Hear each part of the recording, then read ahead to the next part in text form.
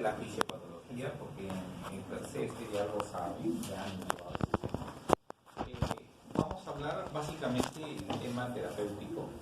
Vamos a dar un poquito algunos detalles pendientes, pero vamos a enfocarnos en lo que es en la guía, principalmente en la guía 2018 de la AICC, que es la guía europea de hipertensión arterial, para que estén actualizados. Yo no les sugiero que utilicen otra clasificación como la guía americana o la JC8, que pues tiene muchos cambios y puede llevar a confusión. Entonces, porque la guía americana es muy estricta y a veces te llama hipertensos a pacientes con presiones muy bajas. Entonces, la recomendación, inclusive en los libros, va con la clasificación que dice la ICC 2019. Bien, siguiente, por favor. Entonces, ¿qué es hipertensión arterial? Como tal, es una enfermedad crónica, que se asocia principalmente a un deterioro de los vasos arteriales y que se caracteriza por la hipertensión o por la presión sistólica y o diastólica elevada. Y esa hipertensión puede ser degenerada o puede ser activada, para que seamos más claros, por los factores de riesgo cardiovasculares. Es decir, de aquí se considera que más o menos entre el 30 y el 5% de las personas tienen el factor de riesgo para la hipertensión arterial y que lo van a hacer. Es decir, de 10 personas, 3, de 3, 1. O sea, en este ambiente va a haber varios hipertensos, por estadística. Entonces, la hipertensión arterial de ellos, para que puedan desencadenar la hipertensión, va a depender cuántos tienen factores de riesgo nocivos. Por ejemplo, ¿cuáles son los factores de riesgo? La obesidad es un factor preponderante, paciente obeso. 2, el sedentarismo es otro factor fundamental. ¿Quiénes son los más sedentarios? Los médicos, especialmente los que hacen clínicas, un poco complicado, ¿no es cierto? Entonces nosotros somos más propensos. El estilo de vida con bastante estrés, así que piensen muy bien qué especialidad van a hacer. Emergencia. Yo tengo varios emergenciólogos que están a mi cargo en seguimiento de hipertensión arterial. Porque está considerado, y ahora lo van a ver en la tabla, que no es mentira ni tampoco es cierto que el estrés es un factor de riesgo para hacer hipertensión arterial. Y 4, pues, por la gran cantidad de esta enfermedad y las repercusiones clínicas que le pueden traer, se considera como una enfermedad que tiene identificado como un problema de salud pública. Y es una enfermedad, por lo tanto, es una enfermedad crónica. No es que soy hipertenso un día y pasado mañana o en 2 meses ya me curé. No es así, es una enfermedad degenerativa que hay que darle tratamiento de forma permanente. Por favor, la siguiente. Entonces, la hipertensión deberíamos considerarlo más que como un simple valor numérico, deberíamos verlo como un gran síndrome, un síndrome progresivo. La hipertensión como síndrome vendría a ser la correlación asociada a los síntomas y deterioro de algunos órganos asociados por el desarrollo de la enfermedad. En el 70% de los pacientes con hipertensión, en los primeros años son totalmente asintomáticos, no tienen ninguna molestia, ningún fastidio, pero ese otro 30% va a presentar ¿qué? Sensación de cefalea, va a presentar tinnitus, sonidos auditivos, va a presentar escotomas, manchas visuales, o puede presentar, en su defecto, sensación de disnea progresiva al esfuerzo. Entonces, cuando uno ya siente eso, pues lo más probable es que ya sea una hipertensión francamente ya establecida. Pero el gran porcentaje, como el 70% de los pacientes son totalmente asintomáticos. Por lo tanto, si ustedes tienen familiares con hipertensión arterial, papá o mamá hipertensos, ya saben que tienen que cuidar sus factores de riesgo cardiovasculares, número 1. Y 2, si ya empiezan a tener ya por encima de los 25 años hacia adelante, empezar a controlarse en forma anual la presión arterial por seas, para ver cómo está yendo esa presión. Es altamente heredable. 2. Definimos, por lo tanto, la hipertensión arterial como valores, como un gran síndrome que puede estar con síntomas o sin ellos, pero principalmente con síntomas en hipertensión ya establecida, pero tiene una gran base genética. La historia familiar positiva es un factor preponderante en esto y es altamente heredable y llega a ser hasta el 50% de los casos en los estudios. Por lo tanto, eso que digan que mi papá es hipertenso y yo no, es falso, ya tienen el factor asociado. Basta nomás que adquieren algún factor de riesgo ambiental para que ustedes lo desencadenen o sus pacientes. Entonces, cuando tengan dudas, cuando vean un paciente si es hipertenso o no, lo primero que van a hacer en la historia clínica es preguntar si tienen familiares hipertensos, ¿okay? Para poder ver la probabilidad diagnóstica. ¿Cómo diagnostico o defino hipertensión arterial? La hipertensión, para que no se hagan problemas, se clasifica según la guía 2018 con presión por encima de 140 y la diastólica mayor a igual a 90 milímetros de mercurio. Acá dice y o, no necesariamente los dos tienen que ser. Muchos tienen el error de tomar la presión y solo decir que tienen hipertensión cuando la primera está alta. Totalmente falso. Un gran porcentaje de los pacientes jóvenes, estoy hablando de jóvenes 30 años, 28 años, hacen hipertensión preponderantemente diastólica, y esos son los que a veces son los que tienen más síntomas y más deterioro de la función renal. Ahora, doctor,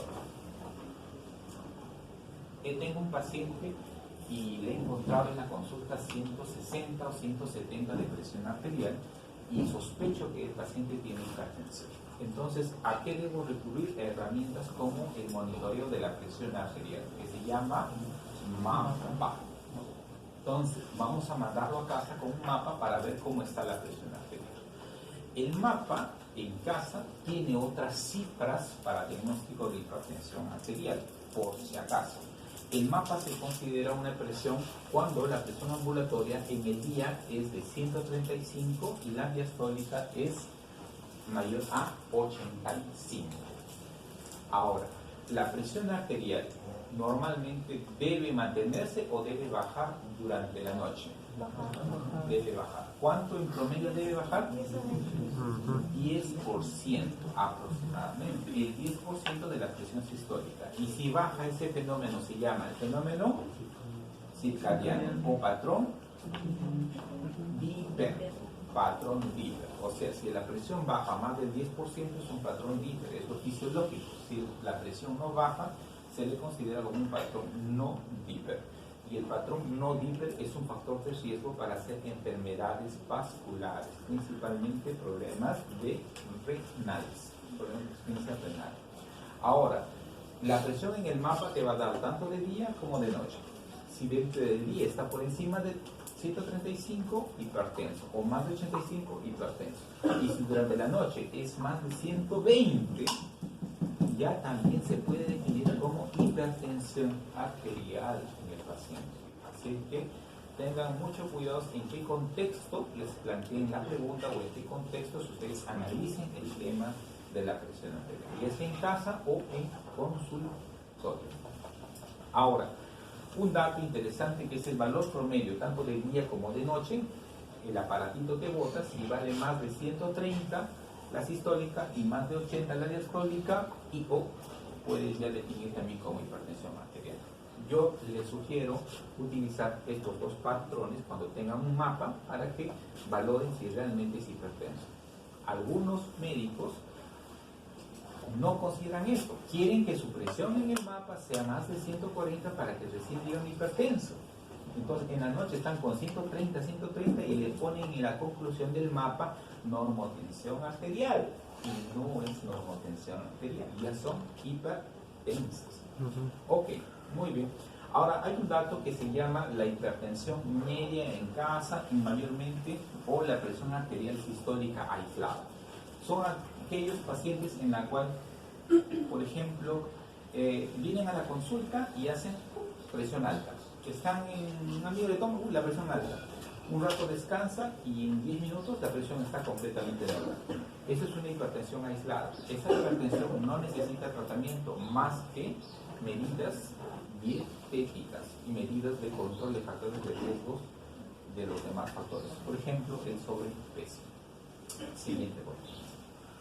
Muy bien, acá tenemos la estratificación. Nosotros, para categorizar a un paciente, según la guía, tenemos dos guías interesantes que vamos a analizar. La guía del 2013 y la guía del 2018 de la ICC, y la otra guía es de la guía europea de hipertensión. En esas dos guías me dicen que los pacientes con normotensión alta son aquellos que van de 13 a 40, de 130 a 140. Y los pacientes con hipertensión definida son los por encima de 140. Los catalogan como grados de 1 a 3 y los pacientes de segundo grado son los que sobrepasan los 160 a 180 y los de grado 3 son los que sobrepasan la presión de 180. Cuando son hipertensos de grado 3 ya lindan con el concepto de crisis hipertensiva. Entonces hay que dar tratamiento seguro. Ahora, la hipertensión, como dice aquí, IO, la diastólica también puede estar subida. Entonces se clasifica de 90 a 100, de 100 a 110 y más de 110 para grado 3.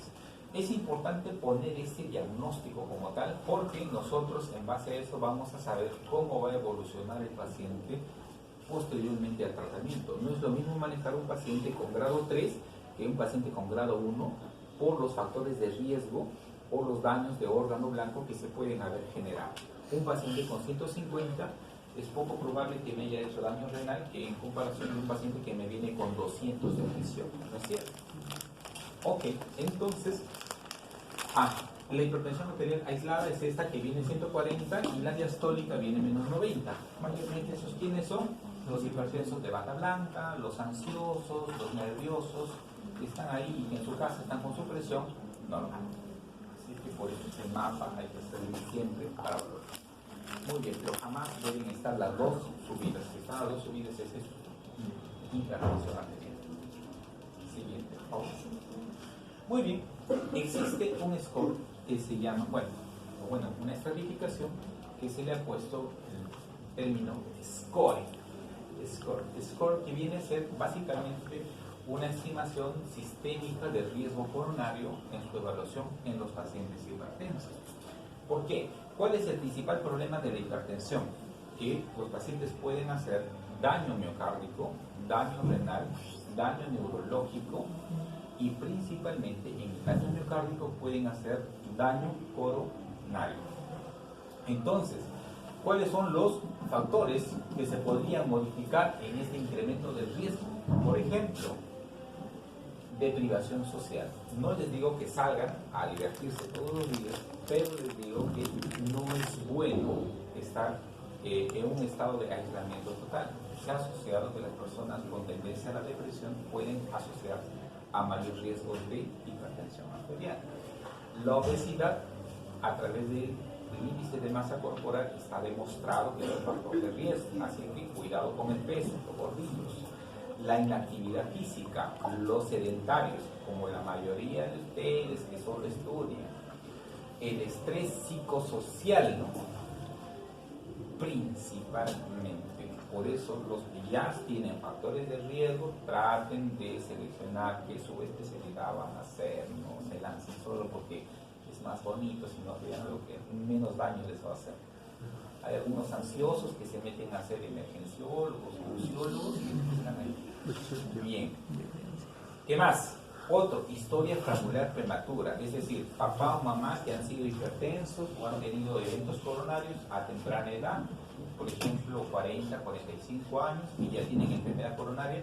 Entonces, y si uno hace hipertensión, entonces eso también es un factor alto de riesgo de tener enfermedad coronaria. Enfermedad autoinmune o desórdenes inflamatorios también, el lupus, el artritis reumatoide y la dermatomiositis son factores que se han asociado principalmente a enfermedad coronaria en el contexto de la hipertensión arterial. Es un dato bastante importante porque justo me hace recordar una paciente que hemos visto hace un par de días que ahorita está en shock cardioquímico, mujer de 55 años, hipertensa, no es diabética, no es renal, tiene lupus arterial, lupus eritematoso sistémico y la señora tiene infarto tenemos cierto cateterismo cardíaco, tiene destruida literalmente toda la descendencia anterior, la coronaria derecha, la circunfleja, prácticamente no tiene vasos de circulación, tiene un hilito. Entonces no se puede hacer nada. Es 55 años, joven, no tiene indicación para bypass, no tiene indicación para revascularización percutánea con stent. ¿Qué se le podría hacer a esta mujer? Trasplante. Pero tiene lupus. El lupus, la poli, al final y casi fuera de la conclusión, manejo paliativo, lamentablemente, ¿no? Desórdenes psiquiátricos mayores, no menores, mayores, principalmente intentos de suicidio, depresión mayor, como tal, también está asociado. Si el paciente desencadenó en algún momento fibrilación auricular o arritmias supraventriculares, se puede considerar hipertrofia del ventrículo izquierdo. A veces se gusta, ¿para qué me hacen una ecocardio? La ecocardio es para ver si el corazón ya se ha puesto grueso producto de la hipertensión. Y si hay hipertensión, esta hipertrofia ya es un factor de riesgo que va a incrementar la probabilidad de hacer enfermedad coronaria. Y algo que jamás preguntamos al paciente es el síndrome de apnea o de obstrucción de apnea nocturna. Entonces, ¿qué hace?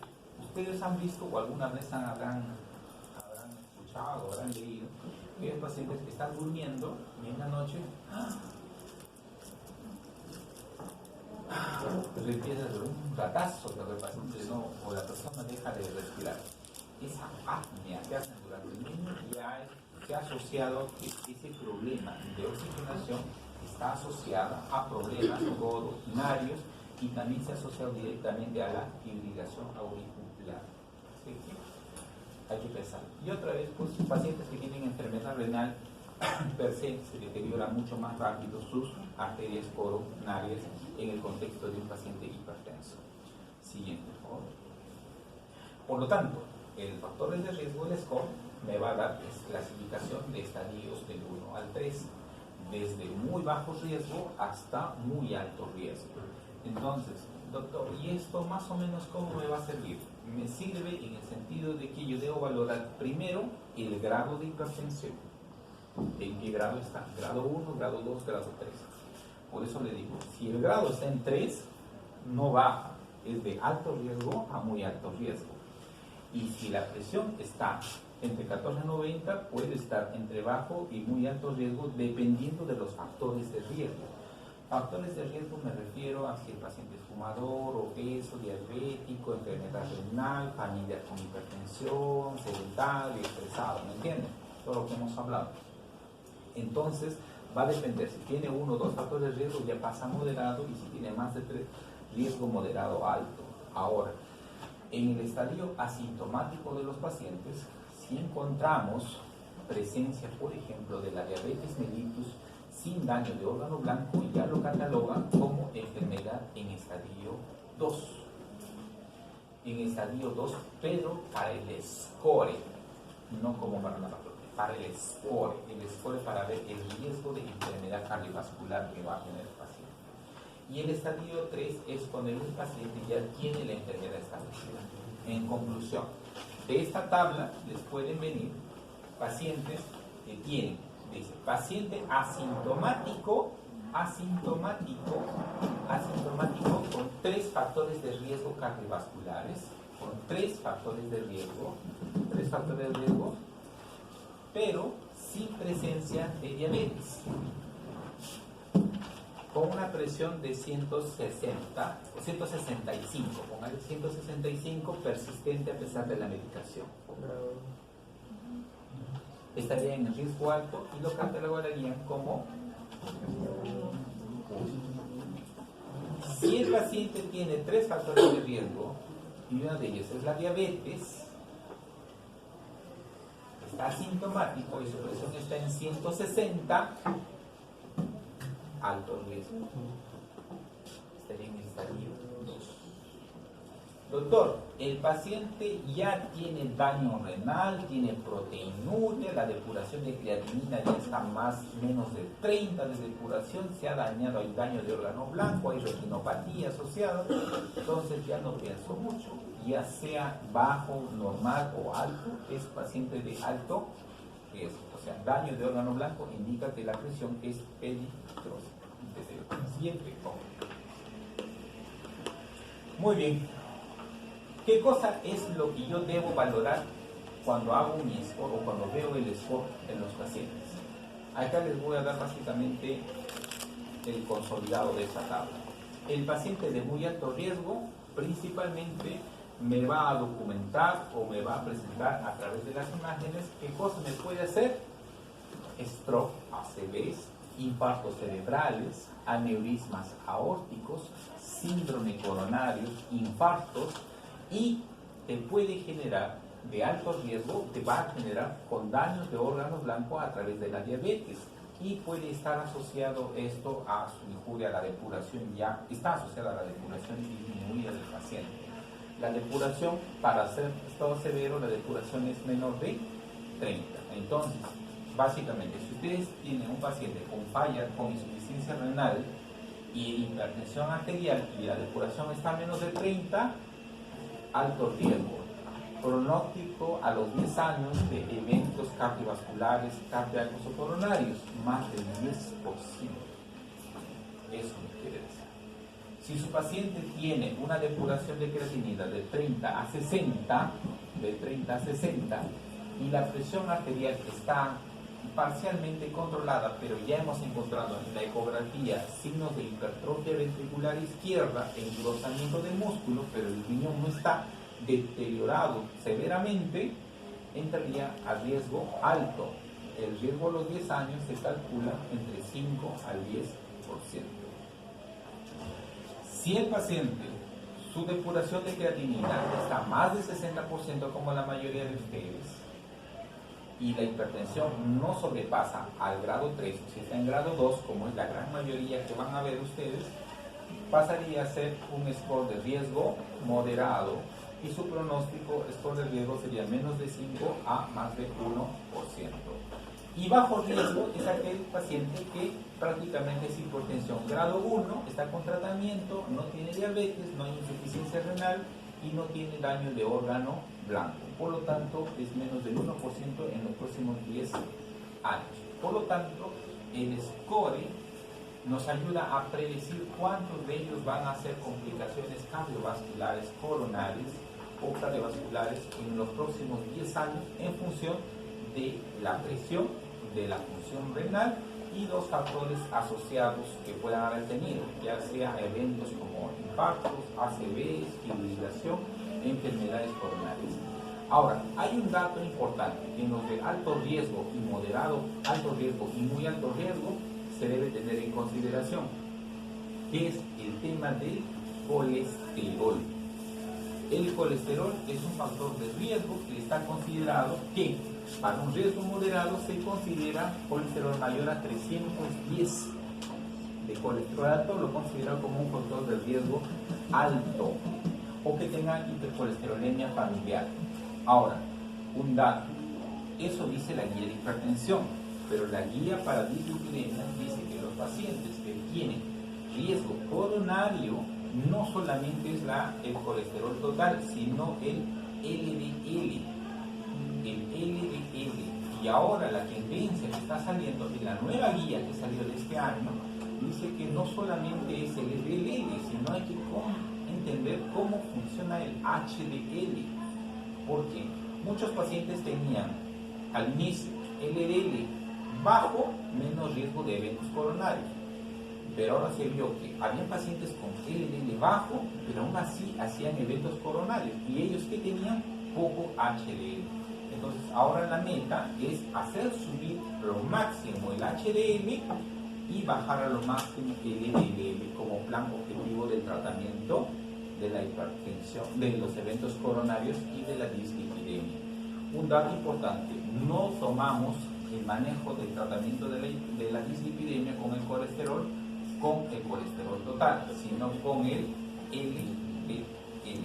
y el HCG. Muy bien. Siguiente, por favor. Muy bien. Factores que influencian o que pueden alterar los factores de riesgo, principalmente, o que deben considerar además de lo que ya hemos visto. Factores ya casi inherentes que a veces no se puede hacer mucho en el sentido de, por ejemplo, el hombre tiene más propensión a hacer complicaciones cardiovasculares como factor de riesgo. La edad, a mayor edad, mayor riesgo de eventos de hipertensión arterial. El colesterol, el HDL, acá lo ponen en preponderancia en esta guía. Otro, ser fumador, tener diabetes, ser obeso, estar en un paciente, por ejemplo, acá, historia prematura de eventos cardiovasculares, cardiovascular disease, para pacientes jóvenes, menos de 55 y menos de 65 años. Para las mujeres son factores de riesgo que hay que tener en consideración, que a mí me podría pasar si es que mi familia lo ha tenido. Las mujeres, la menopausia temprana. Las hormonas en las mujeres tienen un efecto protector, hace que no tengan básicamente mucho tema de daño vascular. Pero cuando ya pierden ese efecto protector en la menopausia, se equilibra su factor de riesgo igual que el de los varones. Conclusión, los pacientes que tienen, las mujeres que entran a la etapa menopáusica, pueden empezar a desencadenar enfermedad coronaria y otras enfermedades como la hipertensión arterial tercera. El sedentarismo, factores socioeconómicos, psicosociales, ansiedad, etc. Un dato interesante que ahora están sacando en los estudios y que lo han metido acá, es que, por ejemplo, si la paciente o la persona tiene latidos frecuentes al reposo, más de 80 latidos por minuto, también es un factor de riesgo. ¿Qué tiene que ver eso? 80 latidos por minuto. 80 latidos por minuto dice que a más taquicardia, mayor deterioro del sistema circulatorio. Por eso que se ha demostrado, y eso lo han visto haciéndole seguimiento a los pacientes que hacen alta competencia. Los que han tenido bradicardia por el esfuerzo físico, por los deportistas, tienen menos riesgo cardiovascular que los que tienen sedentarismo con taquicardia más de 80. ¿Ok? Muy bien. Siguiente, por favor. Esto es en los pacientes asintomáticos y pacientes estables en enfermedad.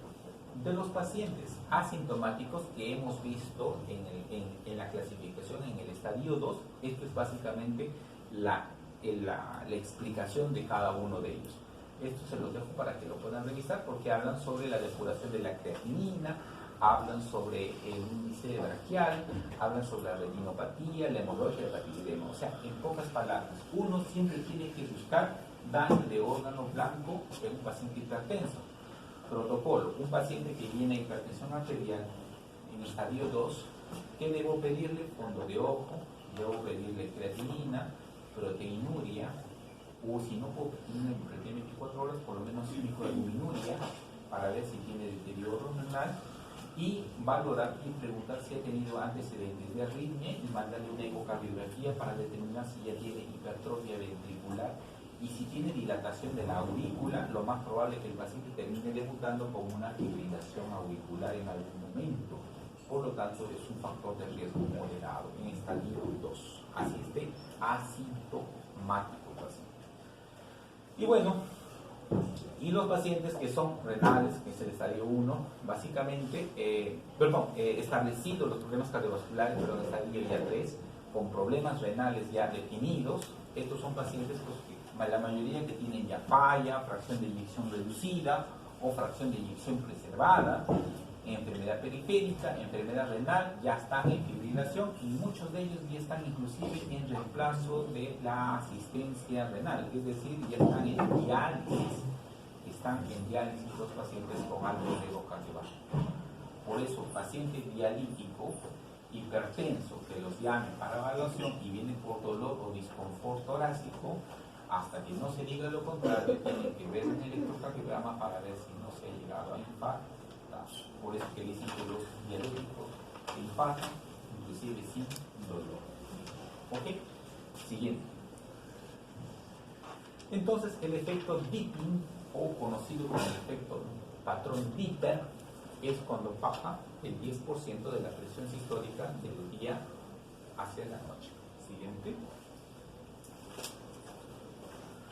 Cuando nos enfrentamos a una crisis hipertensiva. La crisis hipertensiva es cuando la presión sobrepasa ¿cuánto? Los 180. Tenemos dos evidencias, tenemos urgencia y tenemos emergencias hipertensivas. Entonces ustedes van a ser internos y cuando estén haciendo el internado y le llegue el primer paciente, vengo porque me duele la cabeza, me siento fatigado y le toma la presión del 180. Su primer diagnóstico, ¿qué va a ser? Crisis hipertensiva. Los cuelgos y ponen urgencia o emergencia, porque para poner urgencia o emergencia tienen que haber determinado si hubo o no hubo daño de órgano, por lo tanto eso no lo van a saber hasta completar los demás exámenes.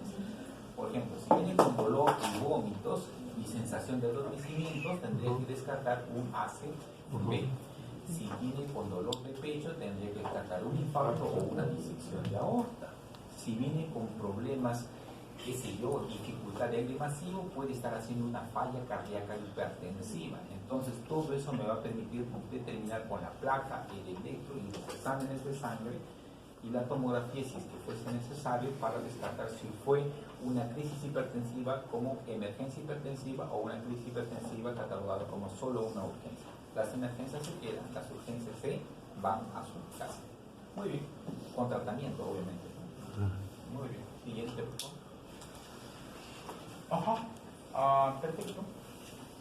La crisis hipertensiva, principalmente hay que descartar daños funcionales y estructurales de órganos, que ya les dije, y básicamente valorar la autorregulación de la hipertensión arterial.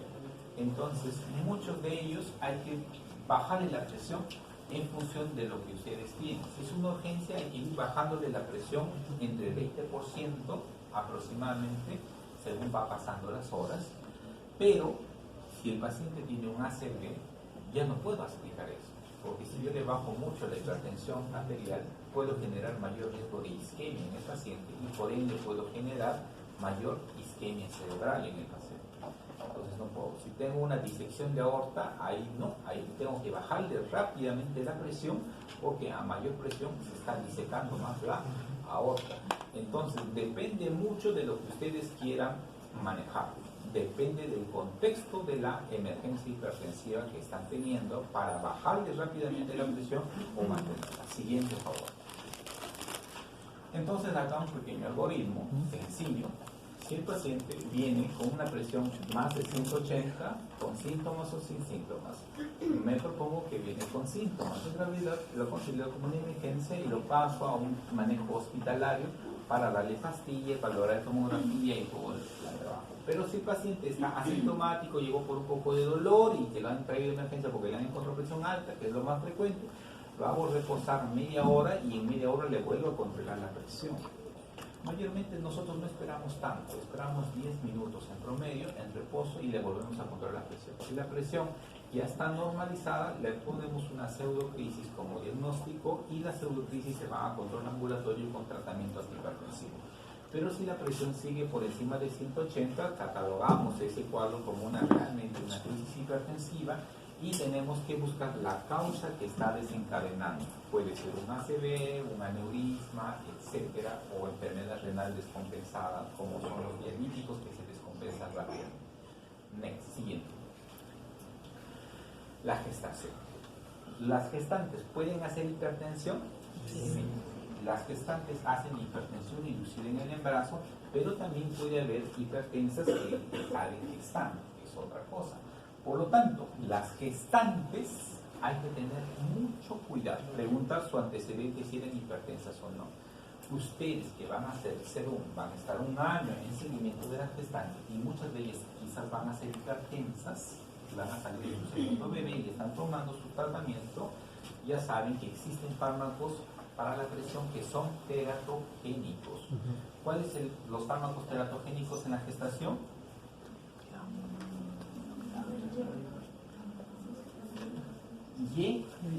Los YECAS, los ARAS, los teocídicos. Sí. No se debe dar. Doctor, todos los teocídicos, tanto los de... En general no damos porque alteran el mecanismo autorregulación del potasio, y en los bebitos, la capa fetal puede haber daño vascular.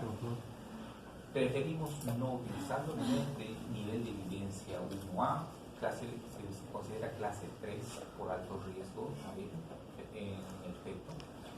Preferimos utilizar bloqueadores de canales de calcio y preferimos utilizar los bloqueadores alfa centrales, como el metildopa, el alfa-metildopa o el nifedipino o el amlodipino, más que el amlodipino.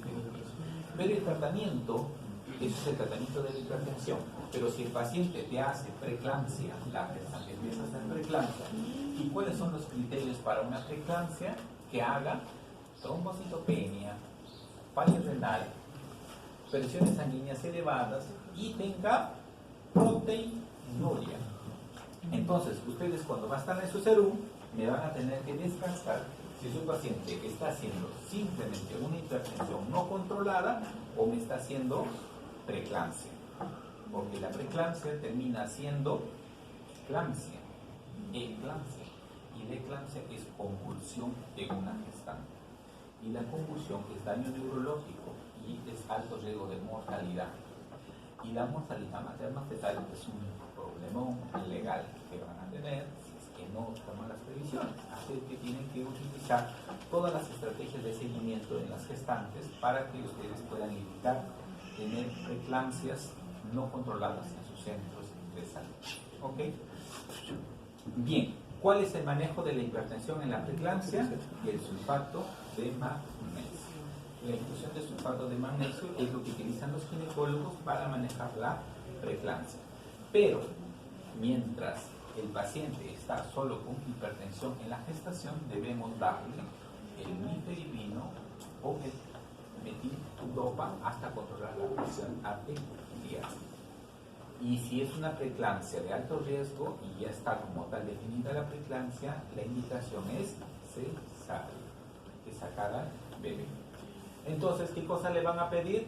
Proteinuria a sus gestantes, van a valorar los edemas, van a valorar la presión de la paciente, van a pedirle su hemograma para ver cómo están yendo las plaquetas y van a pedirle para ver su creatinina cómo está yendo la depuración de creatinina. Si ustedes hacen eso, al toque van a captar si hay alguno de ellos que empieza a alterarse, si la proteinuria empieza a pasar más de 300 gramos en 24 horas, inmediatamente a su paciente con sospecha de preeclampsia me la sacan de donde esté a un hospital de mayor complejidad para seguimiento por gestante de alto riesgo con sospecha de preeclampsia. ¿Ok? Bueno, quiero ya. Siguiente. Tratamiento farmacológico base. Guía del 2014 sobre la represión del JMC8. El JMC8 ha tenido muchas repercusiones, muchas críticas, muchas observaciones, así es que preferimos no tocarlo, porque no las va a orientar, al contrario, les va a desorientar. Siguiente. O si acaso. Esto es de la guía 2018. Entonces me dicen, ¿qué debemos hacer? Si tu paciente está con 110, 100 de presión arterial, repetir la presión aproximadamente en un periodo de 5 años. No decirle que veo en un mes, en 2 meses. ¿No? Vamos, 5 años hacemos el seguimiento si no hay factores de riesgo descompensados. Si la presión ya está de 120 a 130, 3 años en el control. Es interesante esto para no estar recitando al paciente antes. Pero si el paciente ya tiene más de 130 de presión, repetir anualmente la presión arterial y ver si ya está haciendo hipertensión. Porque uno que ya tenga 130 este año, está gordito, con el colesterol alto, les ha puesto 10 a 1 y el próximo año ya es hipertensión. Así es el sistema cardiovascular, así de traicionero, si es que le seguimos dando grasa al cuerpo, sedentarismo y sin haber controlado los factores de riesgo. Bien, y si el paciente ya está con 140, ya nosotros hemos confirmado el diagnóstico, ya le hemos hecho su monitoreo de la presión ambulatoria, sabemos y necesitamos ya darle tratamiento. Siguiente, por favor. Muy bien, Entonces, ¿qué cosa yo debo evaluar de rutina en un paciente que viene por hipertensión arterial? Antes de iniciar la terapia per se, debo pedir exámenes de sangre y un electrocardiograma. Principalmente nos vamos al electrocardiograma. En el electro, ¿qué cosa quiero buscar? Signos de hipertrofia ventricular izquierda como marcador de riesgo cardiovascular. ¿Cuál es el signo de hipertrofia? Los criterios de Sokolov. El criterio de Sokolov que me indica que la presencia de la onda S en B1 más la R en B5 o B6 debe ser mayor a 35. Si es más de 35 es hipertrofia. O el criterio de Cornell, que dice que la presencia de la onda S en B3 más la R en ABL, si es mujer más de 20 es hipertrofia y si es varón más de 28 es hipertrofia. Entonces, lo que le van a preguntar a ustedes son cuáles son los criterios electrocardiográficos para determinar crecimiento o hipertrofia ventricular izquierda. ¿Cuál sería? Sokolov, lo que está avalado por la guía. Ahora, hay un valor que dice una R solita, una onda R alta en ABL, más de 11 ya indica hipertrofia. Existe una tabla inmensa para hipertrofias, pero la guía me pone solamente Sokolov y Cornell, ¿no? Otro, ¿qué más? Paciente hipertenso por primera vez viene, tengo que pedirle colesterol, triglicéridos, lípidos. Tengo que pedirle hemoglobina al paciente y hematocrito para ver que no tenga factores asociados de anemia. Tengo que valorar lo que es la presencia de sodio y potasio en el paciente para que no tenga, para descartar que no vaya a ser un problema de la glándula suprarrenal o adrenérgicas. O tengo que ver si no tienen problemas renales, valorar lo que es la creatinina y su depuración de creatinina a través de la fórmula, función hepática obligatorio y un análisis, exámenes de orina, principalmente buscando proteinuria. ¿Por qué cosa? La hipertensión arterial suele presentarse, suele elevarse exitosa en el síndrome nefrítico. Entonces ustedes pueden estar manejando una hipertensión y lo que tienen en su cara es un síndrome nefrítico y al final están manejando otra cosa. Así que tienen que, antes de dar el tratamiento, tienen que hacer un buen análisis para saber cuál es la causa del tema de la hipertensión. Muy bien, siguiente. Siguiente, por favor. Muy bien. Ajá. Anterior. Muy bien. Entonces acá. Esto ya lo hemos visto sobre los grados de hipertensión. Principalmente, la mayoría que va a estar de 130 a 140, lo que manejar es el estilo de vida. El estilo de vida. El estilo de vida, principalmente. Y el manejo va ya a partir de 140, es el estilo de vida más medicación antihipertensiva. Muy bien, siguiente. Tenemos una gran cantidad de drogas, ARAS o BRAS, IECAS, bloqueadores de calcio, dihidropiridínicos y no dihidropiridínicos, como el nifedipino, el amlodipino, el verapamilo, el diltiazem, los betabloqueadores y los diuréticos. Puntos claves sobre los fármacos. Diuréticos, principal complicación, gota. Principal complicación que no se debe hacer en un paciente o efecto secundario puede generar hipocalemia, hipercalcemia. Entonces, si un paciente ya tiene insuficiencia renal, debo evitar dar tiazidas. Evitar las tiazidas. 2. Los beta bloqueadores. De preferencia, los beta bloqueadores debo evitar darlo en quienes, en pacientes asmáticos. Los calcio antagonistas pueden tener un efecto rebote que es la taquicardia. Y si le doy el verapamilo o el diltiazem, tiene un efecto más brancardizante al inicio y puedo generar constipación y bradicardia, menos de 60 latidos por minuto. Por eso que cuando doy verapamilo, doy más que para la presión, doy para controlar la frecuencia. Y el amlodipino y el nifedipino, doy más para controlar la presión arterial. Los IECAS está contraindicado en gestantes. Los ARAS, contraindicado en gestantes. Y también pueden generar síntomas de mareos, flashing, cefalea, cuando la presión es baja demasiado. Muy bien. Siguiente, por favor. Entonces, estrategias, básicamente el cóctel de tratamiento para la hipertensión no complicada. Me dice, se puede utilizar una pill o dos, la polipil o dos píldoras asociadas, principalmente terapia inicial. ¿Qué recomienda la guía? Recomienda utilizar la terapia combinada. ¿Qué combinamos? Yecas o ARAS con bloqueadores de canales de calcio o diuréticos.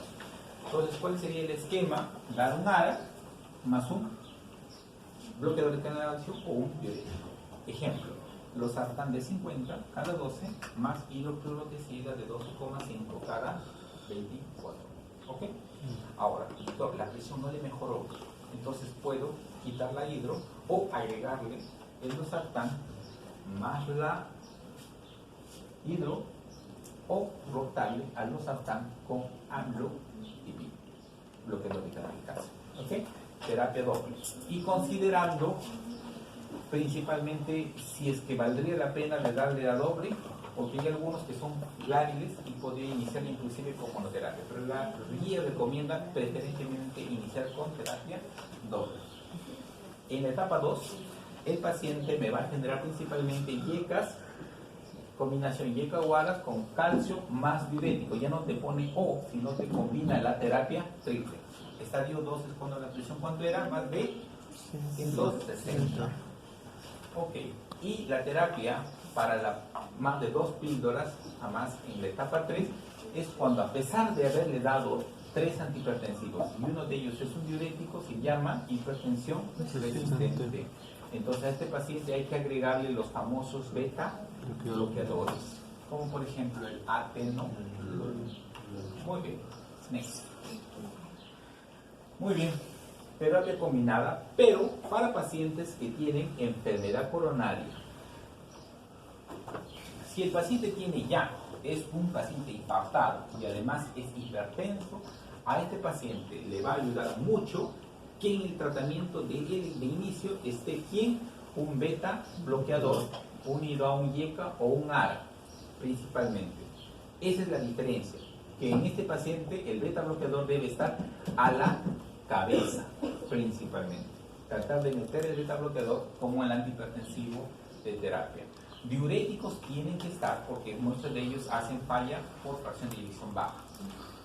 La terapia triple o combinada va a depender de la dosis de tolerancia del paciente. A veces hay que subir más los beta bloqueadores, más los ARAS, o rotar los ARAS de primera a segunda generación. Por ejemplo, tenemos ARAS como los losartán y ARAS de más generación como el irbesartán, el telmisartán, el olmesartán, que son antihipertensivos. Para que conozcan, los ARAS más utilizados es el losartán de 50 cada 12 horas, damos irbesartán de 150 cada 24 horas, damos telmisartán de 40 miligramos cada 24 horas, damos olmesartán de 40 miligramos cada 24 horas. Ya eso lo podemos combinar con nifedipino o amlodipino. El amlodipino viene de 5 miligramos cada 24 horas o de 10 cada 24. Efecto secundario del nifedipino y el amlodipino, del AMLO, es el edema en miembros inferiores. Y le podemos dar 5 cada 24. Y bueno, y los antihipertensivos beta bloqueadores son el atenolol a primera elección en adultos y en jóvenes el propranolol. Y el atenolol mayormente lo damos a dosis de 50 cada 24 y vamos titulando en función de las respuestas de la frecuencia cardíaca y de la presión arterial. Porque no le voy a dar más beta bloqueador si la frecuencia ya se me está yendo a la braquicardia. Puedo generar más riesgo, más daño que beneficio. Y bueno, así. Siguiente. Para pacientes con enfermedad renal. Entonces, cuando un paciente ya es renal, tengo que valorar en qué grado de daño renal está el paciente. ¿Por qué? Porque dependiendo del deterioro de la función renal, yo no puedo dar algunos antihipertensivos. Por ejemplo, La terapia dual dice, ¿puedo utilizar un IECA o un ARA? Sí puedo utilizar, pero debo tener en consideración que el IECA o ARA se debe utilizar cuando la depuración de creatinina esté por encima de 30. Si la depuración está por debajo de 30, en vez de ser un protector, puede ser ya un agresor nefrológico. Entonces, cuando ya está muy baja en los temas de la función renal, yo prefiero ya no dar beta o IECAs o ARAs de preferencia, sino preferimos combinar con los bloqueadores de canales de calcio que están acá, los diuréticos como la furosemida, porque son diuréticos de asa, y tenemos agregarle otros medicamentos como el metildopa. Si no hay disfunción renal, o sea, no está caída la depuración por debajo de 30, tiene entre 50 y 60 la depuración y es renal el paciente, a pesar de eso, podemos utilizar la espironolactona de 25 a 50 miligramos una vez al día, pero peligroso. Yo no les recomiendo esto, darle espiro, yo les recomiendo iniciar los alfa bloqueadores, es decir, darle metildopa. En conclusión, paciente renal debe irse con su bloqueador de canal de calcio y sus bloqueadores alfa centrales. ¿Ok? Esas dos cosas. Ahí manejen y de ahí no se muevan y van a evitarse complicaciones. ¿Qué más? Siguiente. Estrategia para pacientes con fracción de eyección reducida. Por lo tanto, la terapia inicial en falla, con falla cardíaca baja, con FEBI baja, la fracción baja es menos del 40%, lo normal es 52%, debe ser IECAs o ARAs combinados con diuréticos, y los diuréticos deben ser preferentemente diuréticos de asa, y si tienen fracción de eyección baja, debemos agregarle espironolactona. La espironolactona es un diurético en tubo contorneado distal que permite evitar el remodelado miocárdico y por ende hacer que el corazón no se dilate más con el tiempo y al mismo tiempo controla la hipertensión arterial. Por lo tanto, los diuréticos se pueden combinar acá como terapia o esquema para manejo de la hipertensión. Pero el IECA o el ARA tienen que estar, porque el IECA y ARA han demostrado que disminuye la mortalidad en pacientes hipertensos con falla reducida. Sí. Yo creo que es eso. A ver, siguiente. Acabamos. Nos falta esto. Ok, sí, nos falta unos cuantos más. Mira, acá. Ahí está. Ajá. Listo. Para adelante. Ajá, para retroceder. Ahí está. Este cuadro es. La presión, los rangos terapéuticos a los que debemos llegar en el paciente es principalmente en un paciente hipertenso, normal. Nuestra meta, la mayoría va a ser más de 60 años, llevarlo en un rango de menos de 140 y no llevarlos al extremo, es decir, no bajarlos pues a 110 ni a 100. Te sugieren bajarlos a 130 en el rango. Pero si son jóvenes, dice que la presión arterial, según esta guía, dice no pasarnos por debajo de 120. Esto sí ya un poquito discrepo esta guía europea con la guía americana. Entonces, normalmente en la práctica, sacando un proceso como la especialidad nos indica, es que nosotros en jóvenes podemos darle sin problemas los antihipertensivos, pero en un paciente adulto mayor, más de 65 años, no podemos bajarle demasiado la hipertensión, porque bajándole mucho la hipertensión arterial o la presión arterial, podemos hacer más insuficiencia renal en el adulto mayor. Muy bien. Ahora, otra pregunta que suelen hacer, doctor, ¿y cuál es la presión ideal para un paciente diabético con hipertensión? Menos de 130. Doctor, ¿cuánto es la presión ideal para un paciente que tiene enfermedad renal? Es diabetes, tiene insuficiencia renal, menos de 140. Doctor, ¿cuál es la presión para el paciente que tiene enfermedad